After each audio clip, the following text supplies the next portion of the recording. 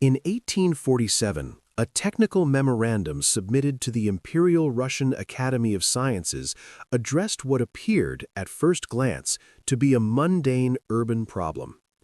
Engineers reported that streets in several major cities no longer aligned with their original ground plans. Buildings that once opened at street level now revealed windows beneath the pavement. Entire floors had become subterranean. The official explanation attributed this to centuries of sediment accumulation, flood deposits, and the natural layering of urban life. What caught my attention was not the explanation itself, but its scope.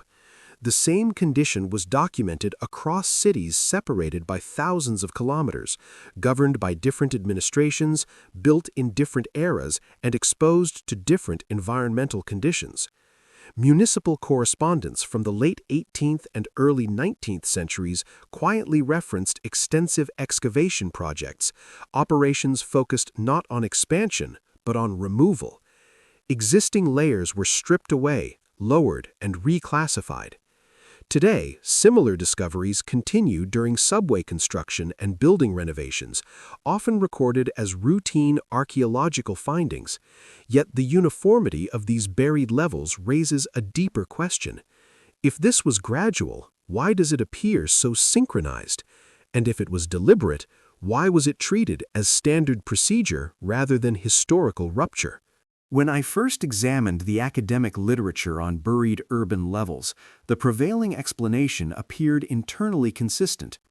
Archaeology describes cities as vertical records of human activity. Over time, structures collapse, are rebuilt, and are gradually covered by debris, flood sediment, and refuse. Streets rise as new layers are added. Old ground floors become basements. This process, known as cultural stratification, is taught as a near universal characteristic of long-inhabited settlements. Flooding plays a significant role in this model. Rivers overflow, depositing silt. Fires destroy districts, leaving rubble that is leveled rather than removed. In colder regions, freeze-thaw cycles break masonry into fill material. Over centuries, these accumulations can raise street levels by several meters. From this perspective, sunken windows and buried entrances are not anomalies but expected outcomes of urban longevity. I reviewed standard case studies often cited to support this view. Rome, Paris, and London are frequently used as reference points. In these cities, well-documented fires, floods, and reconstructions produced measurable stratigraphic layers. Archaeologists can trace transitions from one era to another through pottery styles, coins, and building materials embedded in these layers. The narrative is orderly: destruction followed by rebuilding, repeated over time. On paper, this explanation appears sufficient. It accounts for gradual change without invoking disruption. It frames buried architecture as evidence of continuity rather than interruption. Importantly, it removes the need for centralized planning or large-scale intervention. Cities simply evolve. However, as I began comparing this framework to the cities associated with Tartaria-related research, certain discrepancies became difficult to ignore. The official model assumes irregularity. Accumulation should vary depending on geography, climate, population density, and local events. Some districts should be deeply buried, others less so. Stratigraphic layers should display mixed debris, collapsed materials, and signs of decay. Yet in many documented cases, the buried floors were structurally intact. Walls stood upright, decorative stonework remained undamaged, windows were not crushed but sealed. This alone did not invalidate the official explanation, but it complicated it. Moreover, the timing suggested by municipal records did not always align with slow accumulation. Some cities acknowledged significant ground-level changes within a single generation. Street elevations were adjusted, entrances reconfigured, and lower floors assigned new functions, often labeled as cellars or service levels, despite their architectural refinement. The official narrative does not deny that such adjustments occurred. It simply frames them as responses to long-term processes. What it does not fully account for is the scale and coordination implied by the records themselves. Removing meters of earth from dense urban cores requires planning, labor, and authority, yet these actions are rarely described as extraordinary. At this stage of the investigation, I accepted the academic explanation as a baseline. It provides a necessary reference point. But as with any model, its strength depends on how well it accommodates contradictory evidence. And it was within those contradictions that the next layer of inquiry emerged. The first inconsistencies became apparent not in texts but in buildings themselves. While reviewing architectural surveys and excavation photographs, I repeatedly encountered structures whose buried portions showed no signs of collapse or gradual degradation. Stone lintels were level. Brick arches remained symmetrical. In some cases, ornamental moldings survived beneath several meters of compacted soil. I found this difficult to reconcile with the idea of slow burial through debris. Accumulation from floods or refuse typically produces uneven pressure. Walls crack, openings deform. Yet many of these subterranean levels appeared as if they had been intentionally sealed rather than crushed. Windows were a recurring feature. In numerous cities, windows sat below modern street level, sometimes completely underground, sometimes partially exposed. These were not narrow ventilation slits, but full-sized openings consistent with primary living or commercial spaces. Their placement suggested that they were designed to receive light at ground level, not to function as basements. Doorways presented a similar issue. I examined records showing entrances leading directly into earth, with staircases descending from what would have once been a threshold. In some cases, the original doors were removed and the openings bricked over with materials matching later renovations. This implies not abandonment, but modification. Another contradiction involved floor heights. The distance between buried floors and current street levels was often remarkably consistent within a given city and sometimes across cities. This uniformity is difficult to attribute to organic accumulation. Natural processes tend to be irregular. Planning produces straight lines. I also noted the quality of construction in these lower levels. Ceilings were high, walls were finished. In some instances, heating systems and drainage channels were present. These were not marginal spaces. Reclassifying them as basements appeared to be an administrative decision rather than an architectural one. The official explanation addresses such features by suggesting reuse. Older, once surface floors became repurposed as storage or utility spaces after new construction raised the ground level. While this does occur, it does not explain why so many buildings across wide regions underwent similar transitions within comparable timeframes. I turned to renovation records for clarification.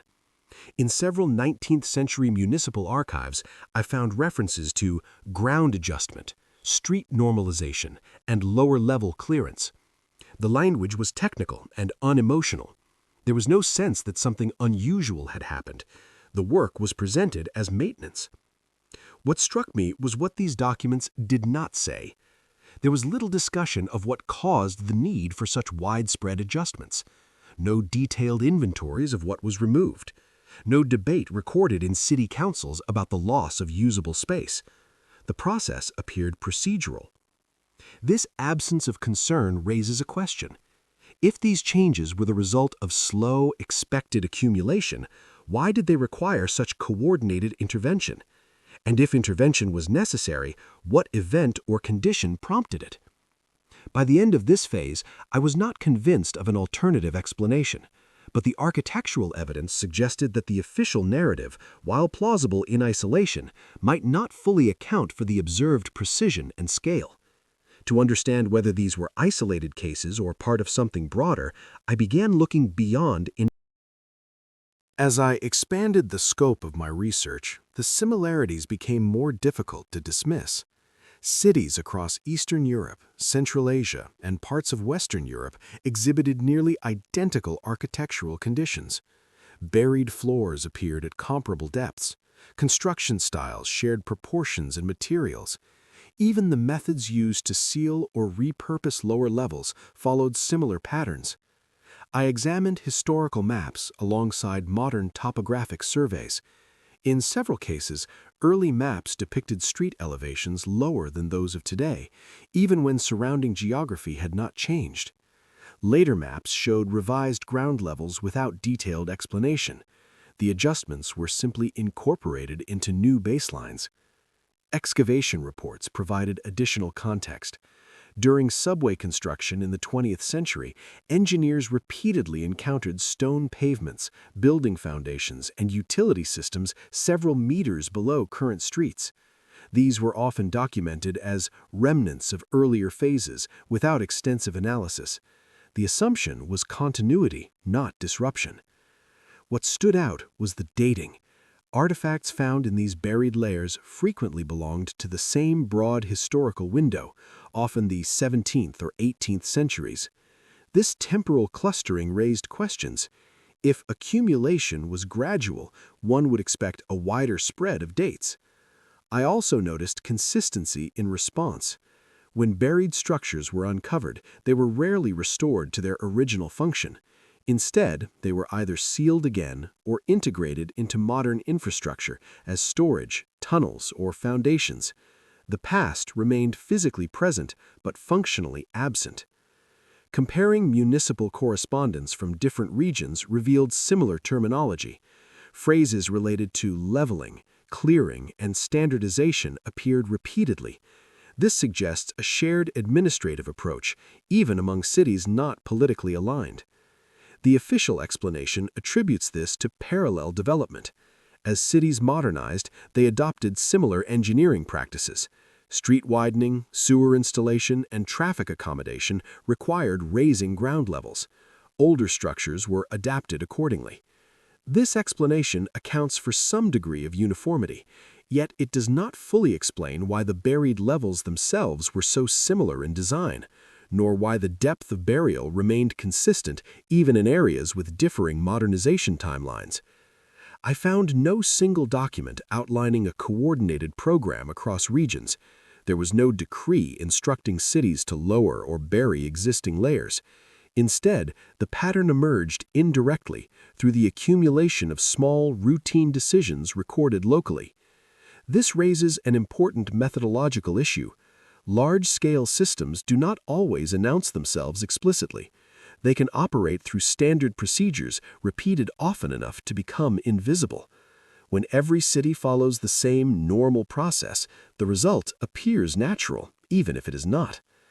At this stage, the evidence suggested a pattern that was neither entirely organic nor clearly imposed by a single authority. The uniformity pointed toward shared constraints or shared responses to a condition that affected many regions simultaneously. To understand how such a pattern could emerge without overt coordination, it was necessary to examine the mechanics themselves. How does one lower a city?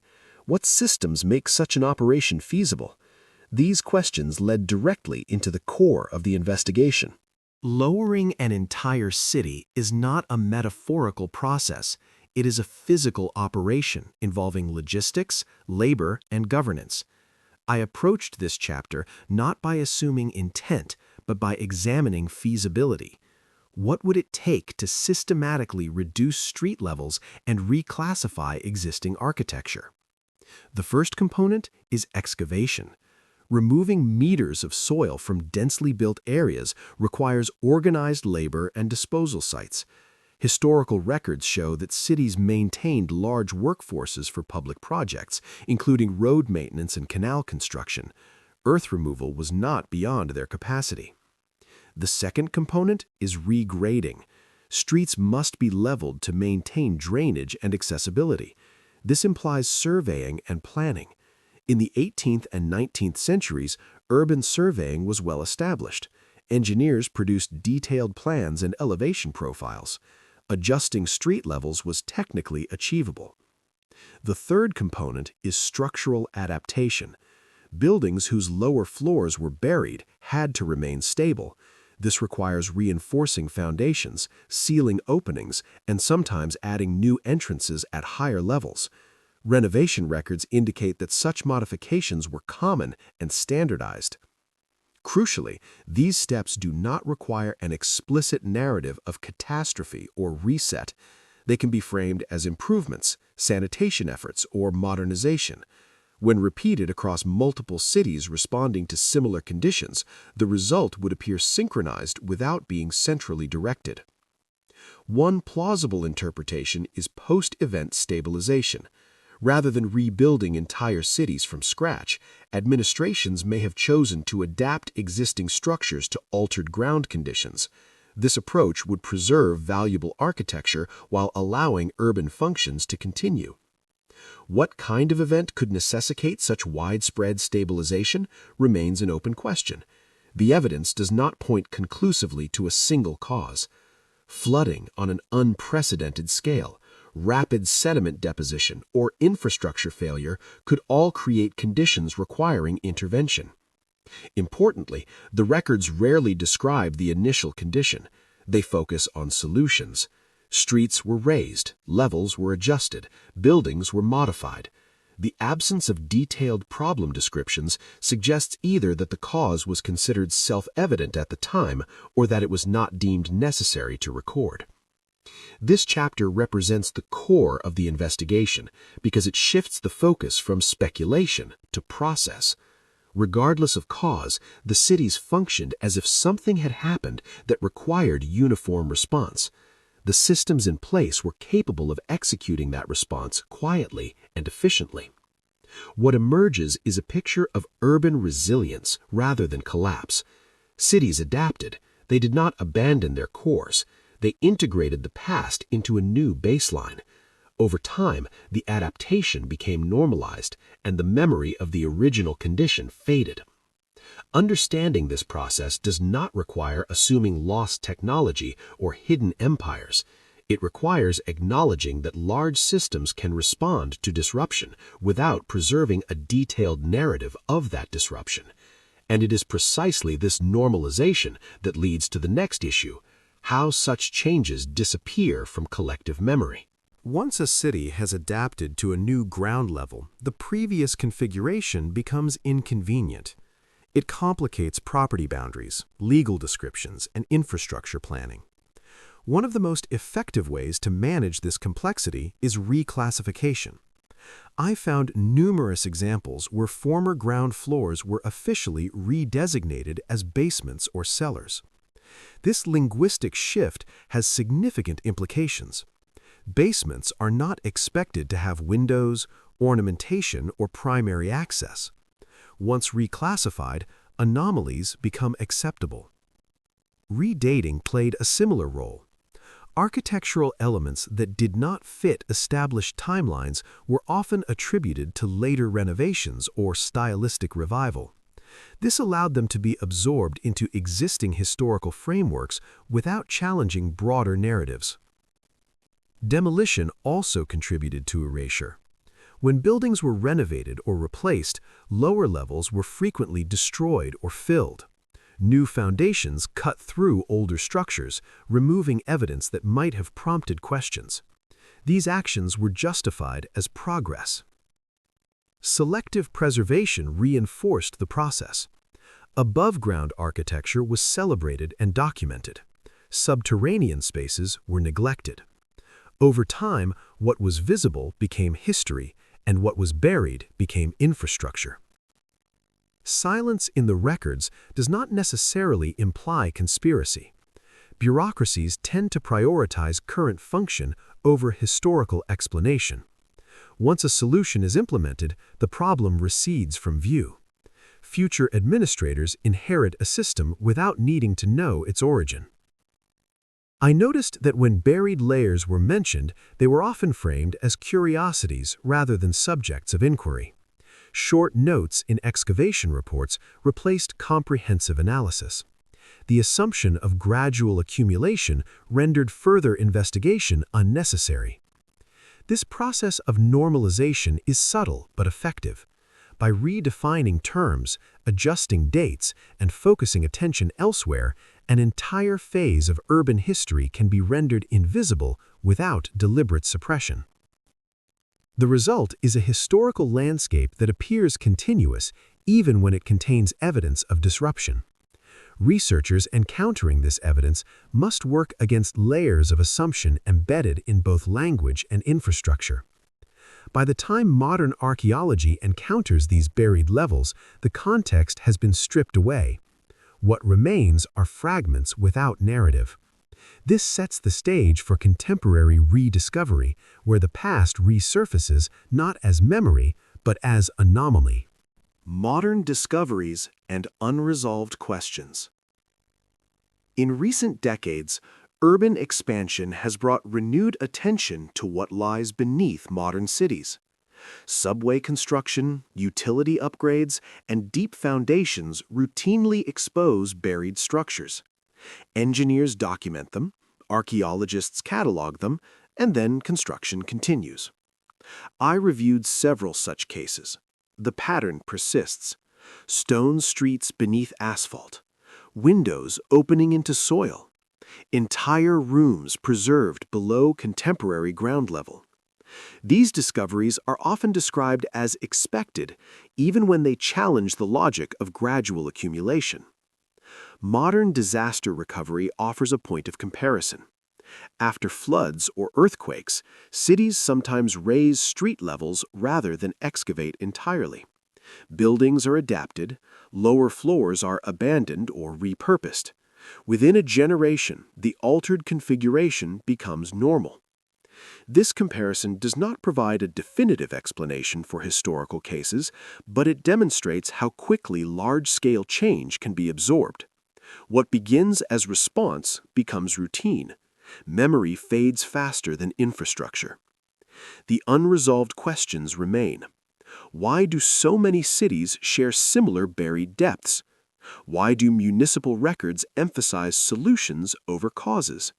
Why does the official narrative rely so heavily on gradualism when the evidence suggests periods of rapid adjustment? I do not claim to have found definitive answers. The evidence suggests possibilities rather than conclusions. It points toward a past that may have experienced disruptions not fully integrated into historical narratives. What is clear is that cities remember physically even when records forget. Stone and brick preserve conditions that paper does not. When those conditions resurface, they invite reconsideration. Whether these patterns belong to a forgotten chapter of urban history or represent a recurring response to systemic disruption is still uncertain. What matters is recognizing that the ground beneath our cities is not just layered with time, but with decisions, some remembered, others quietly buried. As modern infrastructure continues to expose these layers, the opportunity remains to ask better questions. Not to replace one certainty with another, but to acknowledge that the official explanations may not tell the entire story. And that, perhaps, is where investigation must remain open.